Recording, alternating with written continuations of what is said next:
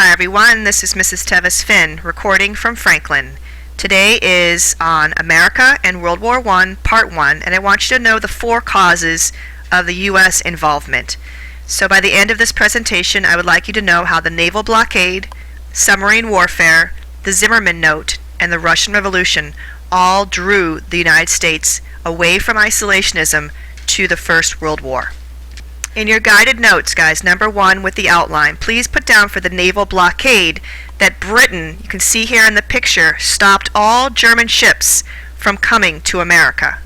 You can also see right here Britain closed off the port for Germany. So it was for letter A, guys, economic.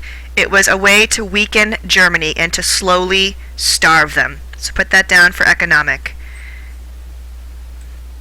So what is the impact of the naval blockade on Germany? Here's an important book called The Politics of Hunger, and here is pictures of German children undernourished during World War I. I'd like you all to think about, how this would impact a country. And so under B, guys, for results, please put down that Germany responds with submarine warfare against Great Britain. So that's for results. Germany responds with submarine warfare against Britain. Next, under letter C, May 1915, please put down that Germany warns Americans to stay off British ships. So here is an advertisement for the Lusitania, and notice the German warning down below. One more thing to put down under May 1915 is that it was seen as an empty threat. And so under letter D for Lusitania, you want to put down that 1,200 passengers died, among them 128 Americans. Under E, let's talk about the controversy. Just look at the New York Times headline, "Twice Torpedoed." So as you know from the documentary, there was only one torpedo. And so under the controversy, you can put the issue of the torpedo. I also want you guys to put down for the controversy that, remember, we allowed 4,200 cases of ammunition aboard. And the last bit about controversy is that the British Admiralty, remember, the British Navy was supposed to protect the Lusitania. So perhaps that is why they're trying to argue that there was more than one torpedo to take the blame off them. Alright, and for the last letter, F, propaganda, I want you to describe how we turned this tragedy into wartime propaganda. So guys, describe this first one to enlist. Over here, we're turning Germany into cold-blooded murderers, making them into savages, and look at this, barbarians. And then here is a mass grave of some of the victims from the Lusitania. And then over here is a pretty powerful photo of them pulling the dead from the water in the rescue boats. And so guys, for F, for propaganda, there's 4 things I want you to describe. Remember, I want you to describe this poster to get people to join the war, this description of Germany, and how do you think these pictures will affect both America, Germany, and Great Britain? Number 2, submarine warfare. So Germany is, unleashing this unlimited submarine warfare against Great Britain. So how does Wilson, as the president of our country, right, he's kind of caught in the middle, under A, how does he diffuse the crisis? So he responds with this ultimatum to Germany, shown here in this clip. So for letter A, Wilson, I want you guys to put down that instead of threatening war, he sent several official protests to Germany, insisting they stop putting civilian lives at risk. So no war, he just wants them to stop harming innocent women and children. And so guys, in March 1916, his policy is put to test. For a German U-boat sinks a French vessel, pictured here, known as the Sussex. So several Americans were injured.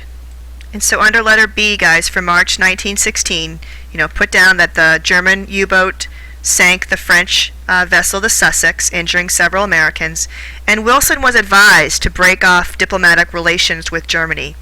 But instead, he chose to issue one last warning, which is letter C. It's known as the Sussex Pledge. Guys, so for the Sussex Pledge, you want to put down that it allowed the U.S. to stay out of the war, and what it was a German promise. So they promised to not sink any more merchant ships without warning.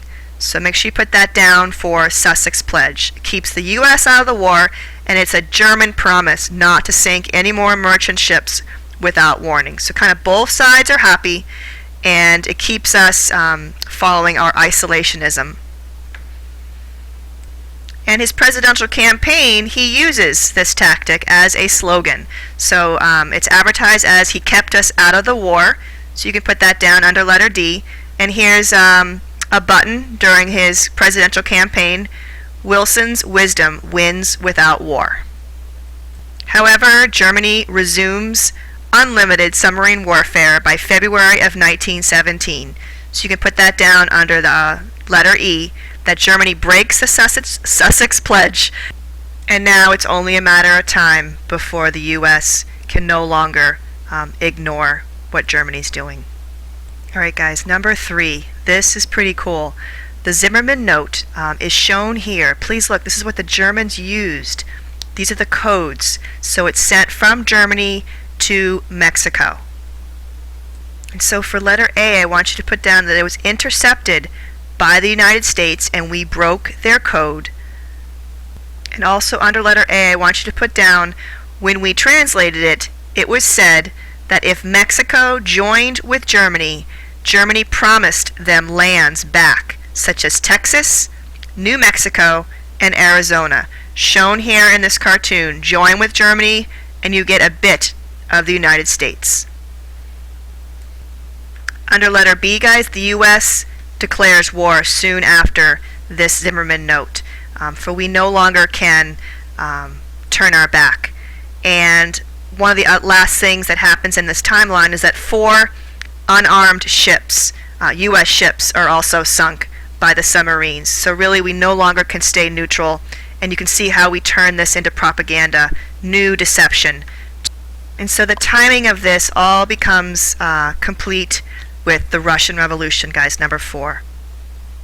So as you remember from freshman year, under letter A, guys, put down that the Bolsheviks overthrow the monarchy in 1917.